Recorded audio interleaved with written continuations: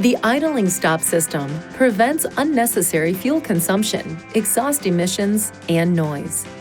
When you stop the vehicle, the engine shuts off automatically. This indicator light will illuminate. When the brake pedal is released, the engine starts automatically.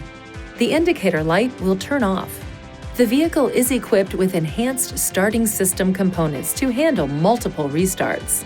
The system may not allow the engine to shut off if the engine is still warming up, you are using the heater or air conditioning, the steering wheel is turned, or the battery needs charging. If any of these conditions exist, this indicator light will illuminate. The engine may restart during a stop if the cabin needs cooling, the steering wheel is turned, or the battery needs charging. The system can be deactivated by pressing this switch. Pressing the switch again or restarting the engine will activate the system.